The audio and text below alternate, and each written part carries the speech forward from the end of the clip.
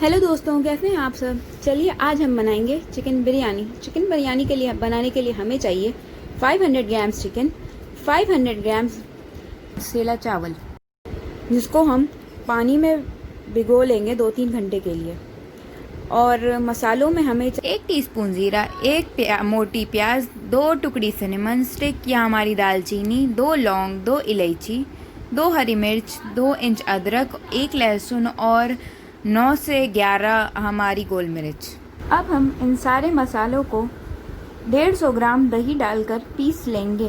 पीसने के बाद हमारा मसाला कुछ ऐसा दिखेगा। चिकन को मैरिनेट करने के लिए पहले हम चिकन की बोटियों में कट्स लगा लीजिए, ताकि उसके अंदर सारे मसाले अच्छे से जा सकें और चिकन अच्छे से मैरिनेट हो सके। हम बोटियों पे नमक डालेंगे, अपने हिसाब से नमक डालेंगे। नमक डालने के बाद हम डालेंगे मसाला, जो कि हमने पहले पीस लिया था, और इसे 1 घंटे के लिए मिलाकर अच्छे से रख देंगे।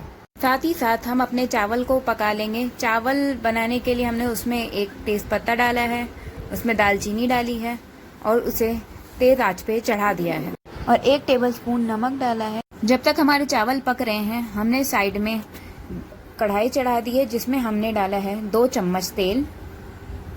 खड़े मसालों में हमें चाहिए आधा चक्री फूल, 2 लौंग, 1 टीस्पून ज़ीरा, 7 से 8 ब्लैक पेपर और 2 तेज पत्ता। जब हमारा तेल गर्म हो जाएगा, तब हम ये सारे मसाले तेल में डाल देंगे। जब हमारे मसाले चटकने लगेंगे, तब हम उसमें डालेंगे मैरिनेटेड चिकन फ्राई होने के लिए। अच्छे से पहले चिकन को मिला लेंगे और उसके बाद हम उसको कढ़ाई में डाल देंगे।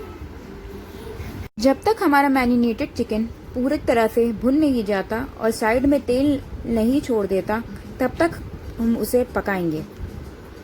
अब चिकन को ढक देंगे। 5 मिनट बाद लिड खोलकर चिकन को अच्छे से चलाकर पकाइए। अब आप देख सकते हैं चिकन ने तेल छोड़ दिया है और हमारा चिकन अब रेडी हो चुका है चावल में मिलाने के लिए, और हमारा चावल भी बिल्कुल तैयार हो गया है। अब हम चावल को चिकन की कढ़ाई में डाल देंगे और उसे अच्छे से मिला लेंगे। अब हमारा चावल अच्छे से चिकन की बोटियों के साथ मिल गया है।